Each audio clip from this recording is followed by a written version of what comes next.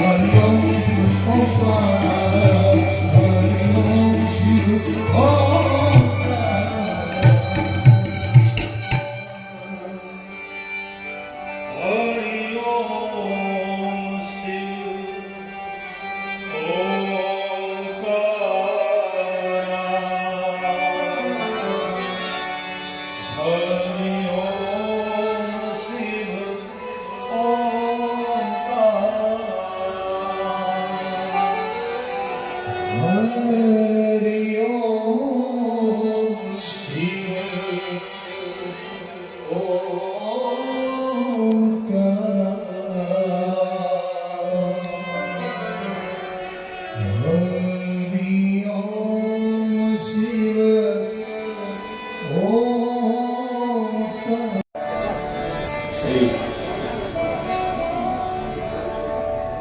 હરગંગેશ્વર મહાદેવની વિશેષ કૃપા અનુગ્રહ થકી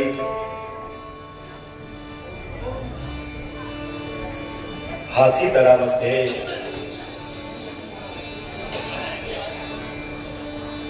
પરમ પૂજ્ય બ્રહ્મલીન નર્મદાપુરીજી બાપુના આશીર્વાદથી परम पूज्य हरदेवपुरी जी बाबू एवं दयालपुरी जी बापूना सानिध्य में चाली रहे शिव महापुराण कथा में उपस्थित सर्वे साधुओं संतो महापुरुषों दिव्य चेतनाओं एवं भूदेवोना श्री चरणों में नतमस्तक वंदन सहित अहीं उपस्थित आप सबना भीतर में रहेल परात्पर ब्रह्मना श्री चरणों में नतमस्तक वंदन। ओम नमो नारायण, ओम नमो नारायण, ओम नमो नारायण, ओम नमो नारायण।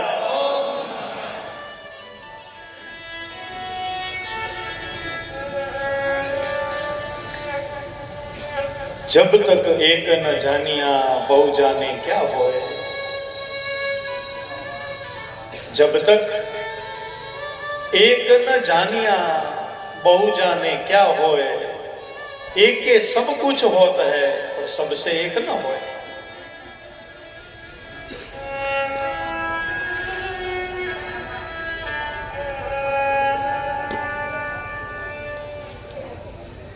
કેટલા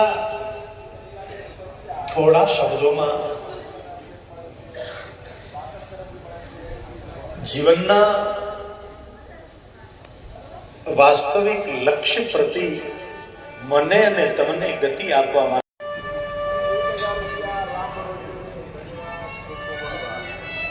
હું 5000 લોકોને ઓળખું છું, 10,000 લોકોને ઓળખું છું, લાખ લોકોને ઓળખું છું, ગમે એટલાને ઓળખીશું, જ્યાં સુધી પ્રાપ્ત બ્રહ્મને નહીં ઓળખીએ ત્યાં સુધી સાહેબ ભવસાગરથી તરી જવાનો કોઈ ઉપાય નથી. જો જાણી લેવાની જ જીદ હોય તો પરાત્પર બ્રહ્મને જાણી લઈએ, શિવના સ્વરૂપને જાણી લઈએ સાહેબ.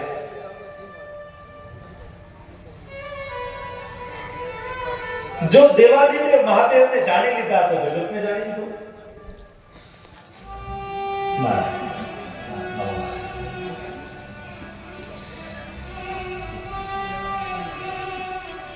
અવશ્ય સંસાર વ્યવહારના ક્ષેત્રમાં બધી જ જવાબદારીઓ હોવા છતાં પણ ભજન ન થઈ શકે એવું કઈ જ નથી.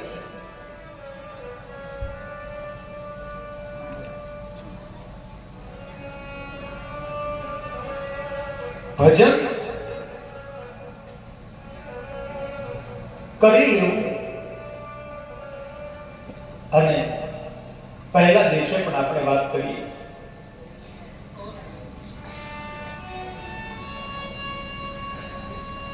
કે હવે કૃપામાં શું જોવે છે.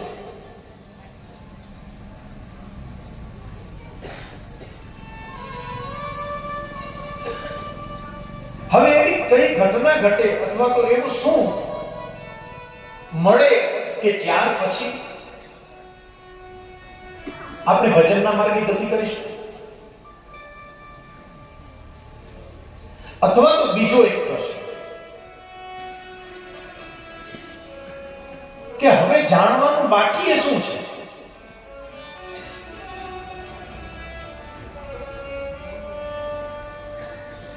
શું જાણવાનું હવે શેષ છે, બાકી શું છે? ખબર તો પડી ગઈ કે શિવ નામ સંકીર્તન કરવાથી કલ્યાણ થઈ જાય છે, તો પછી કરતા કેમ નથી? શિવ કથા સાંભળવાથી કલ્યાણ થાય જ થાય, તો પછી કથા સાંભળતા કેમ નથી?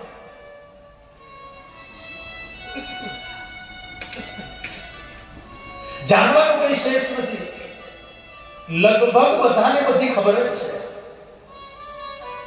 વાત એ છે कि अपने करવું નથી. कहता तो है पर करता नहीं, ये मुंह का बड़ा लबाड़.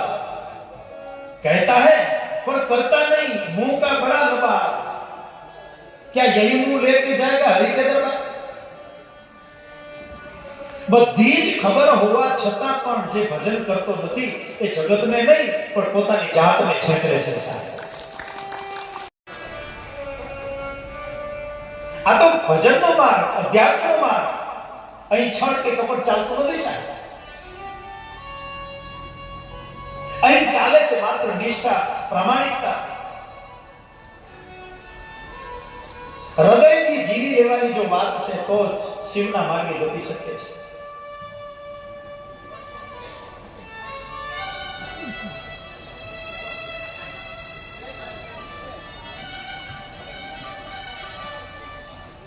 શિવ મહાપુરાણ કે જેમાં મૂળે શિવ મહાપુરાણ વિશે એવું કહેવાય કે શિવ મહાપુરાણના આદિ સર્જક કોઈ હોય કોઈ મહાદેવજી છે. જ્યારે શિવ મહાપુરાણની રચના થઈ ત્યારે શિવ મહાપુરાણ એ 100 કરોડ શ્લોકો વાળું હતું.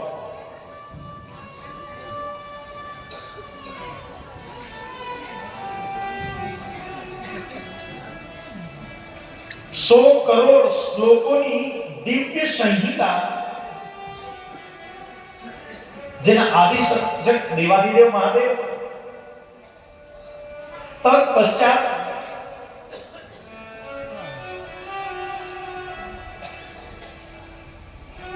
ધીરે ધીરે ધીરે ધીરે ધીરે કરતા આટલું બધું વિસ્તાર વાળું શિવ મહાપુરાણ એને સંક્ષિપ્ત કરવામાં આવ્યું.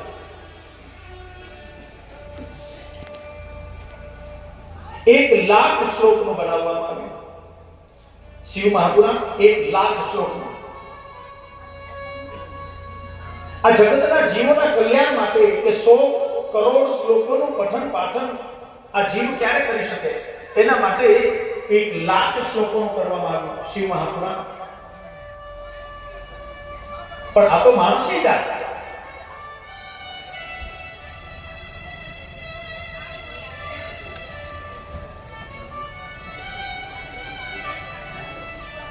બાર સંહિતાઓ 1,00,000 શ્લોકની સાથે, જેમાં વિદ્વેશ્વર સંહિતાના 10,000 શ્લોકોનું દર્શન, રુદ્ર સંહિતા, ગણપતિ સંહિતા અને ઉમા સંહિતાના 8,000 શ્લોક, એકાદશ રુદ્ર સંહિતાના 13,000, કૈલાસ સંહિતાના 6,000 ઇત્યાદિ. આ રીતે કરતા કરતા 1,00,000 શ્લોકો વાળું થયું. પણ છતાંય 1,00,000 શ્લોકોનું પઠન પાઠન અમે તો ક્યારે કરીએ? કઈ કૃપા કરો. હવે જુઓ મજા, જે વેદવ્યાસજીએ વેદોનો વિસ્તાર કર્યો, સમજાય? ચતુશ્લોકી ભાગવતજીનો એમણે વિસ્તાર કર્યો. એમણે શિવ મહાપુરાણને થોડું સંક્ષિપ્ત કર્યું. કહું તમને, આ તો માણસની જાત લખાવી છે સાહેબ. એ કોઈના ગુણ લેવા ટેવાયેલી જ નથી, કોઈનો આભાર માનવા ટેવાયેલી જ નથી આ માણસની જાત. નહીતર દરરોજ સવારે જાગીને સાધુઓ સંતો મહાપુરુષોના ચરણોમાં માથું રગડીએ ને તો એમના ઋણમાંથી મુક્ત ન થઈ શકીએ સાહેબ. જે તુલસીદાસજી મહારાજ સંસ્કૃતના પ્રકાંડ પંડિત હતા, વાલ્મીકી રામાયણનો જેમને પઠન પાઠન કર્યું, આત્મકલ્યાણ તો થઈ જ ગયું. પણ છતાંય સાહેબ આ જગતે જેમની સાથે અસભ્ય વ્યવહાર કર્યો, જેના બાળપણને રઝળતું રખડતું કરી દેનાર આ માનવ સમાજ,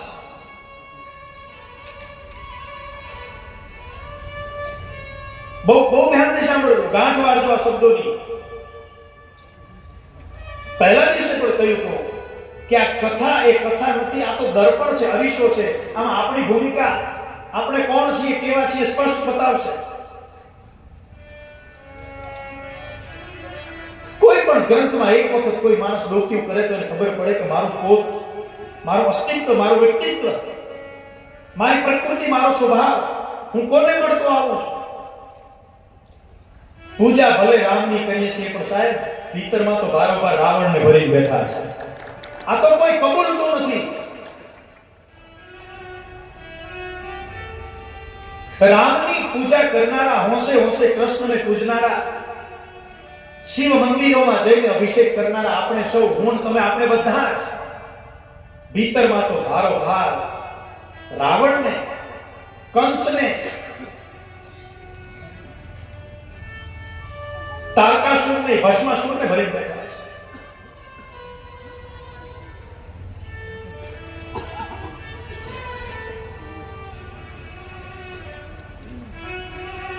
ઓમ નમો નારાયણ. પધારી પધારી.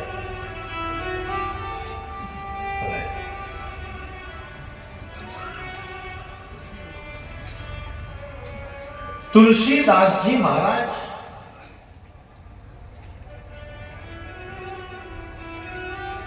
જેમનો જન્મ થયો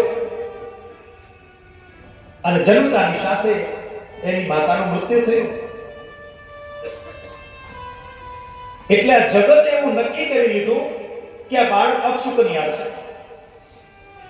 જન્મતાની સાથે પોતાની માતાને ભરકી ગયો.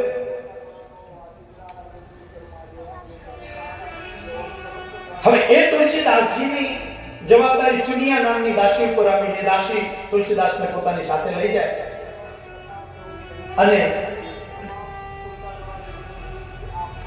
માત તુલસીદાસજી 5 વર્ષની ઉંમરે પહોંચે ત્યાં તો ઓલી ચુનિયાનું મૃત્યુ થઈ ગયું. એટલે જગતે હવે નક્કી કરી લીધું કે જોયું, અમે તો પહેલા કહેતા હતા કે આ બાળક જ અપશુકનિયા છે અને હવે એને જેને પાલી પોષીને મોટો કર્યો એ ચુનિયાને ભરકી ગયો. આ બાળકનું મોઢું જોવાય નહીં. સાહેબ, આ જગતે, આ માનવ સમાજે મેં કે તમે એ 5 વર્ષના તુલસીદાસજીને સાહેબ રોટલાનો ટુકડો આપ્યો. એ 5 વર્ષના બાળકની એ ભલે કરી નાખી કે બિચારો રજડતો રખડતો ડેલીએ ઉભો રહે, પણ સાહેબ રોટલાનો ટુકડો તો દૂર, તુલસીદાસને જોઈ અને આ જગત જેને સભ્ય સમાજ કહેતા પણ સંકોચ થાય એવા લોકોએ પોતાના દરવાજા બંધ કરી દીધા. ત્યારે સાહેબ જેને કોઈ ન સાચવે, નરહર્યા નંદજી મહાપુરુષ એ વિતરણ કરતા કરતા કોઈ ગામમાં આવી ચડે અને એને સાવ લેવાઈ ગયેલા એ 5 વર્ષના નાના બાળકને જોઈ કરુણાથી બાળકના માથા પર હાથ મૂકીને પૂછે, દીકરા કોણ છે તું? તારું નામ શું છે? અને સાવ આમ દુબળો પાતળો. અને ત્યારે સાહેબ રડતા રડતા એ 5 વર્ષનું બાળક એમ કહે કે બાબા મારા નામની તો મને ખબર નથી, પણ બધા એમ કહે છે કે હું જન્મ્યો ત્યારે રામ બોલ્યો એટલે બધા મને રામ બોલા કહે છે. અને બાબા હું તો અપશુકનિયા છું. દીકરા આવું તને કોણે કહ્યું? બેટા બાબા જે લોકો મને મળે બધા એમ જ કહે છે કે તું અપશુકનિયા છે, જનતાની સાથે તું માતાને ખાઈ ગયો, તને પાળી પોષીને જેને મોટો કર્યો ચુનિયાને તું ભરકી ગયો. ઓ દીકરા, આ તો જગત છે. ચાલ મારી સાથે, તને જગત ન સાચવે કઈ વાંધો નહીં. સાહેબ આ જગત જેને જાકારો આપી દે એને આ દેશનો સાધુ સાચવે છે. એ નરહરે આનંદજી એ રામ બોલાને પોતાની સાથે લઈ જાય પોતાના આશ્રમમાં. એક સાધુની નિશ્રા, એક સંતનો સમાગમ સાહેબ શું પરિવર્તન કરી શકે. ધીરે કરતા સમય વર્ષો વ્યતીત થવા લાગ્યા. સંસ્કૃતનો અભ્યાસ કરે સાધુઓ સંતો મહાપુરુષોની સાથે રહેતા આ રામ બોલા એ હવે તુલસીદાસ કહેવાય છે. સંસ્કૃતના પ્રકાંડ પંડિત થયા અને છતાંય સાહેબ આ મજા તો જુઓ, તુલસીદાસજીને કાઢી મૂકનાર આ જગતની સામે તુલસીદાસજી બારવટે નથી કર્યા, બળવો નથી કર્યો, પણ આ જગતની એને દયા આવી છે કે મને જાકારો આપનાર આ જગતની મને દયા આવે છે. એમાં આમાં યોગ્ય સમજણ નથી. હું તો સાધુ છું, મારે કંઈક કરવું જોઈએ.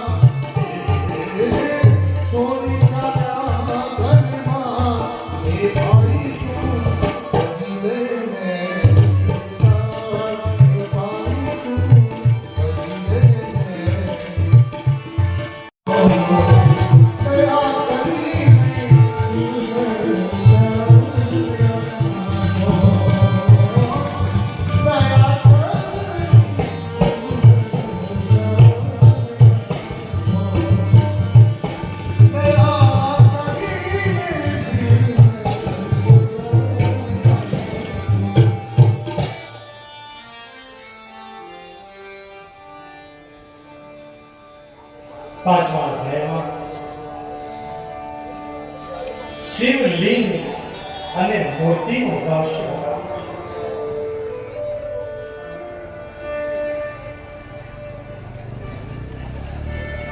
ખૂબ આનંદ અને રાજીપો એ વાતનો પણ થયો કે હજારોની સંખ્યામાં અહીં ઉપસ્થિત આપશો.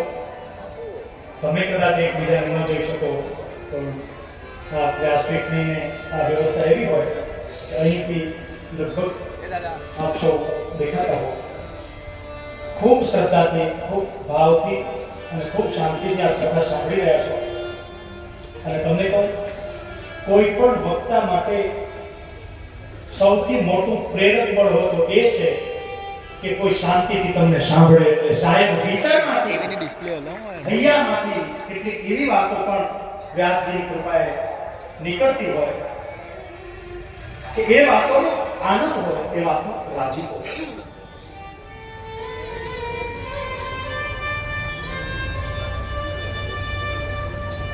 શિવ પ્રેમી,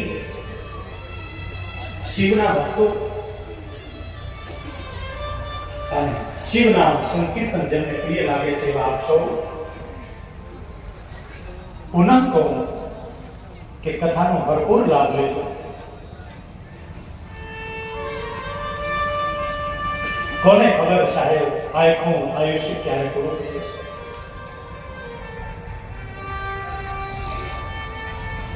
હું તમે આપણામાંથી કોઈ એમ કહી શકે એમ નથી કે નથી તો કોઈ કહી શક્યું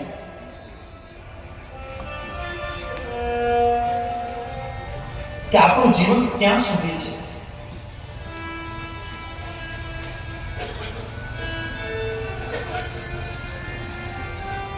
દેવાધિદેવ મહાદેવની બસ એટલી પ્રાર્થના કરીએ, હે મહાદેવ, હે કૃપાળુ, હે ત્રિપુરારી, અમારું આ શરીર શાંત થાય એ સમયે તારું નામ અમારા હોઠો ઉપર હોય,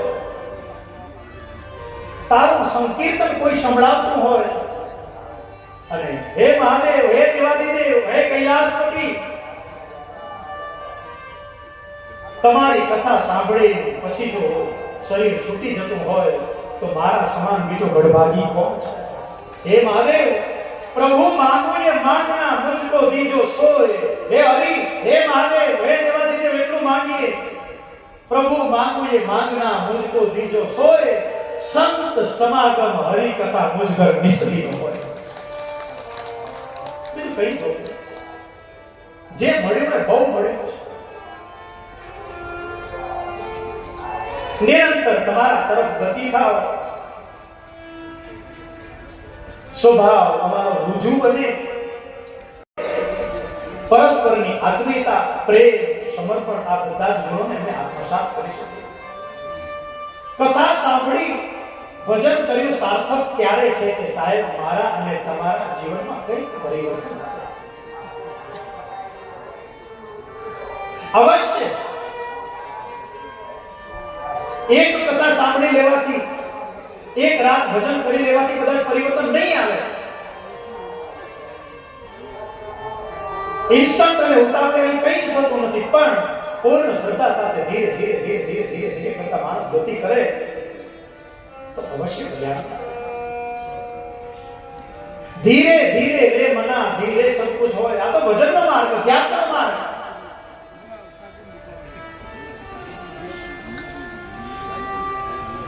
સાધુઓ, સંતો, મહાપુરુષો સાહેબ એક આશ્રમે બેસીને વર્ષો સુધી તપસ્યા કરે, પરમાત્માનું ભજન કરે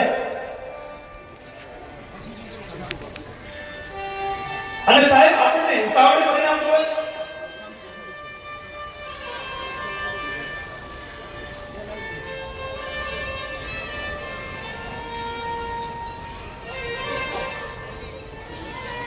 પણ પૂજ્ય પરમ વંદનીય, જેમને માત્ર ને માત્ર આપના કલ્યાણમાં રસ છે, ન માત્ર આત્મકલ્યાણમાં પણ આપણા કલ્યાણમાં જેમને રસ છે, એવા પરમ પૂજ્ય પરમ વંદનીય હરદેવપુરીજી બાપુ પધારી રહ્યા છે. હરદેવપુરીજી બાપુના શ્રી ચરણોમાં નતમસ્તક વંદન. પૂજ્ય બાપુ પધારો. ઓમ નમો નારાયણ. પધારો.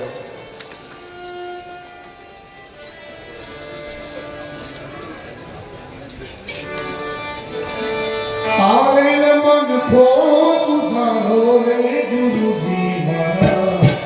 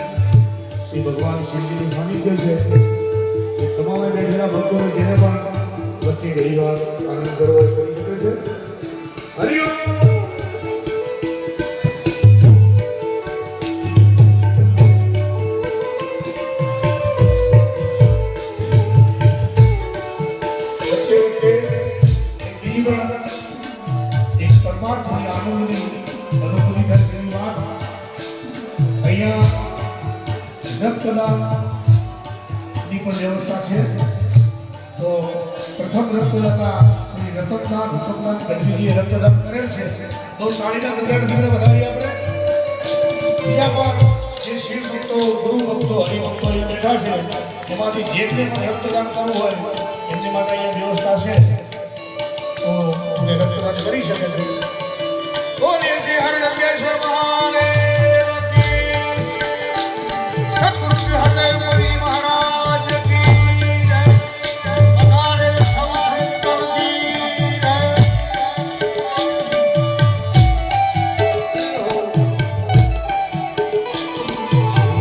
તમે ગુરુજી મારા પરમ ઉપકારી, મારા શિર પર પંજો તમારો. ગુરુજી મારા શિર પર પંજો તમારો. હે તમે ગુરુજી મારા પરમ ઉપકારી, શિર પર પંજો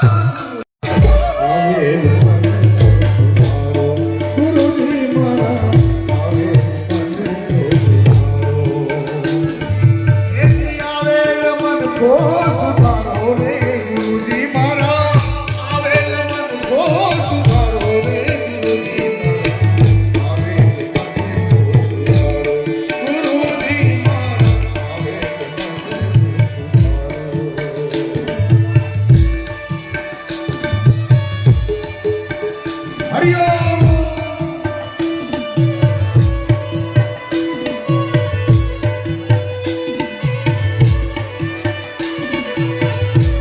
જય સદગુરુદેવ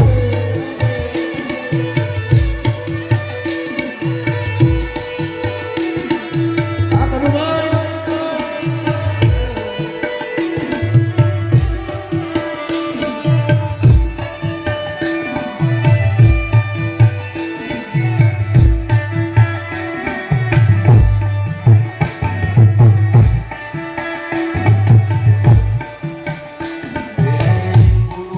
જ્ઞાન ધ્યાન સર્વે પોપટે દાસ કેવલ નિદર્શન આપો હે ગુરુજી દાસ કેવલ નિદર્શન આપો હે ગુરુ બિન જ્ઞાન ધ્યાન સર્વે પોપટે દાસ કેવલ નિદર્શન આપો ગુરુજી મારા કેવલ નિદર્શન આપો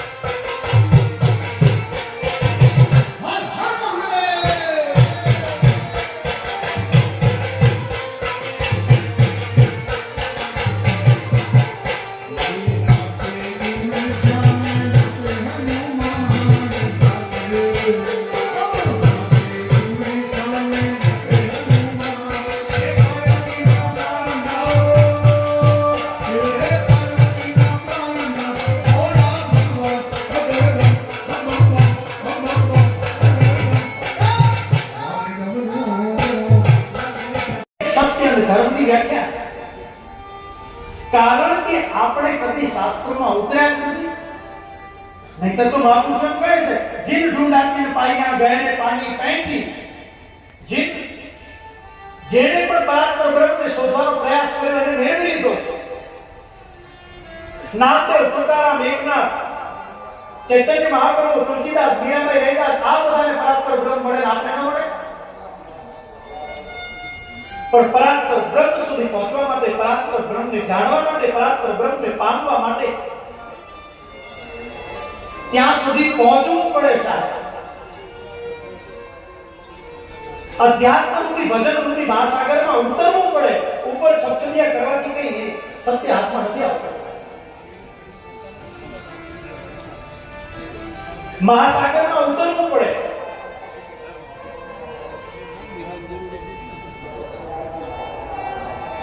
અને ભરજીવો કઈ એક જ વખત જાય મોટી હાથમાં નથી આવી જતું એક વખત બે વખત ત્રણ વખત ચાર વખત એ પ્રયાસ છોડતો નથી અને એક ડૂબકી એની એવી હોય કે બધા જ પ્રયાસો ઉપર સાહેબ એને પરિણામ મળી જાય મુઠ્ઠી ભરીને મોતી લઈ આવે દરેક ડૂબકીથી કઈ મોતી હાથમાં નથી આવતું છતાંય ડૂબકી મારવાનું છોડી દેતો નથી સાહેબ દુકાને જનારો વેપારી જમીનમાં બીજ રોપનારો ખેડૂત એ કઈ દરેક વખતે સફળ નથી થતો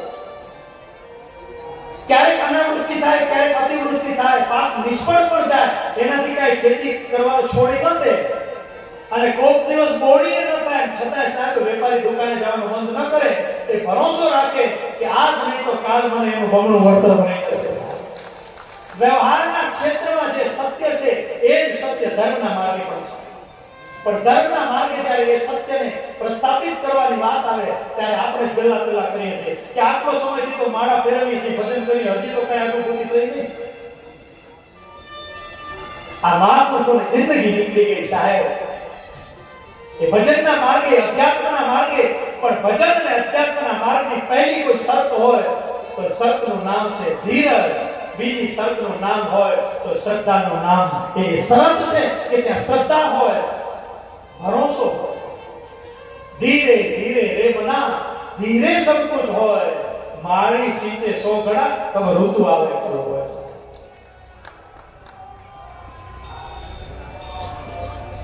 પાંચ માળા કરતાની સાથે અનુભવની વાત કરીશ તો પછી સબરીબાઈને ક્યાં મૂકશું? બાલ્યાવસ્થા, તરુણાવસ્થા, કિશોરાવસ્થા, યુવાવસ્થા, પ્રૌઢાવસ્થા અને સાહેબ વૃદ્ધાવસ્થાની કગારે પહોંચેલે સબરીને કોઈ આવી અને એમ કહે કે સબરી, આ તો તારી જિંદગી પૂરી થવા આવી, તારું આયુષ્ય ખતમ થવા આવ્યું, હજી તો તારો રામ આવ્યો નહીં. છોડ હવે રામને એક બાજુ. અને છતાંય સાહેબે દરરોજ સૂર્ય ઉદયની સાથે એ સબરી શ્રી રામચંદ્રજીના આગમનને વધારવા માટે આશ્રમને માળી છોડીને સાફ કરે, નિત્ય નવા ફળ ફૂલ ઇત્યાદિ લઈ આવે. અને સૂર્ય અસ્ત થાય છતાં રામ ન આવે તો એની આશા નિરાશામાં પરિણિત ન થાય, પણ એની આશા બમણા વેગથી ઉછળે કે આજ નહીં તો કાલ મારો રામ નક્કી આવશે.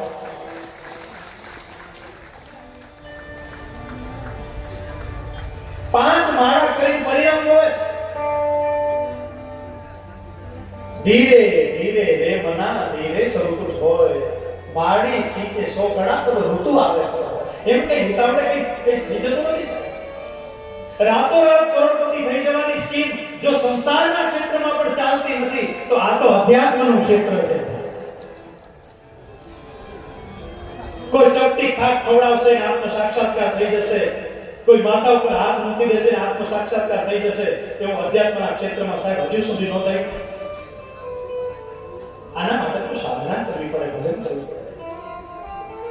એક જ વખત કથા સાંભળી લેવાથી કદાચ શિવ તત્વ ન સમજાય, કઈ વાંધો નહીં, પણ મરજીવો જે રીતે નિરંતર પોતાનો અભ્યાસ, પોતાનો પ્રયાસ ચાલુ રાખે છે એ રીતે સાહેબ જીન ઢૂંઢાતે પાયા ગહેરે પાણી પૈઠી, પણ અધ્યાત્મમાં ઉતરવાની વાત મરજીનો તો ઘમંડ ગવાય કે અરે મને પુત્ર કહેનાર તું છે કોણ? તું જાણતો નથી હું બ્રહ્મા, આ સૃષ્ટિનો સર્જક, અને તું મને પુત્ર કહે?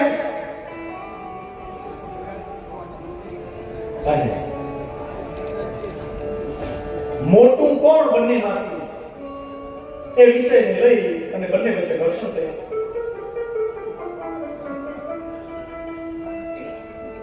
જોકે ભૂમિકાને બહુ સરસ રીતે સમજવો. આ તો આપણે સનાતન ધર્મનો પાયો, આ કથાઓ એટલે સનાતન ધર્મનો પાયો સમજવામાં થોડી પણ જો નવરસ થયું તો અનંત રહી જશે. આ ભાવથી પુષ્પનું અર્પણ કરી અને બેઠા બેઠા જ્યાં બેઠા છીએ ત્યાંથી જ આ મહાપુરુષનું દર્શન વંદન કરી અને કૃત્ય થઈશું. તો આગળની કથા જે કઈ છે એ આવતીકાલે બરાબર 9:30 વાગે કથાનો આરંભ થશે. અને ફરીથી કહું, હા 9:30 કથાનો આરંભ થશે અને 1:30 સુધી કથા ચાલશે. એટલે આપ સૌ શાંતિથી બેસજો. અહીં મહાપુરુષોનું પૂજન થઈ રહ્યું છે. આપણે પણ બેઠા બેઠા આપણો ભાવ પુષ્પ અર્પણ કરી અને મહાપુરુષોનું દર્શન વંદન પૂજન કરી તો આગળનું જે સૂચન જે કંઈ આગળથી આપને મળે એ સંદર્ભે તો આજની કથા અહીં જ આપણે શબ્દોને વિરમીએ છીએ અને સાધુ સંતો મહાપુરુષોના પૂજન તરફ આગળ વધીએ. એક વખત મારી સાથે ભાવથી જય જયકાર કરી અને પછી આ દર્શન પૂજનમાં આપણે જોડાઈએ. બોલીએ હરગંગેશ્વર મહાદેવ કી જય. બોલીએ હરગંગેશ્વર મહાદેવ કી જય. કૃપા કરીને વચ્ચેથી કોઈ ઉભા થશો નહીં. સાધુ સંતો મહાપુરુષોના પૂજન દર્શન બાદ આપણે અહીંથી પ્રસ્થાન કરીશું. કોઈ ઉભા થશો. કૈલાસની ખંડવાલ તરફથી 21,000 રૂપિયા બે ફોટાથી શરૂઆત થઈ છે.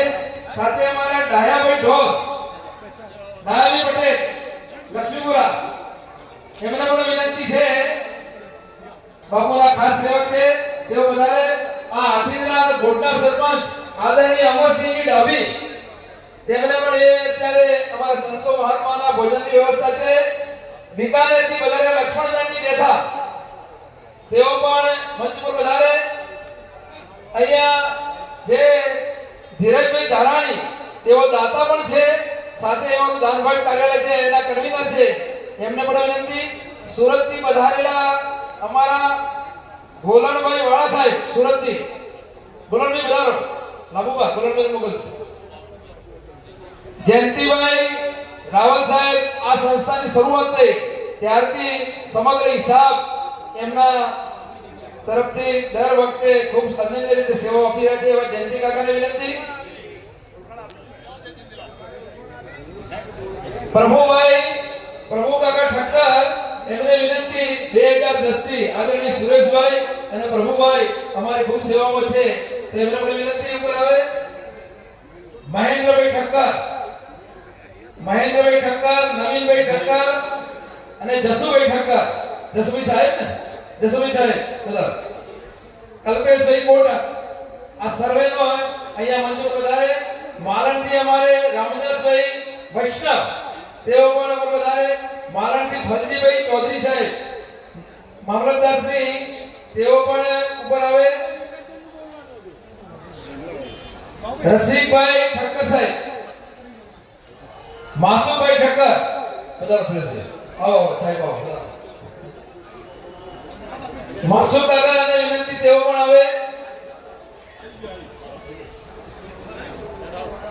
દિલભાઈ બધા.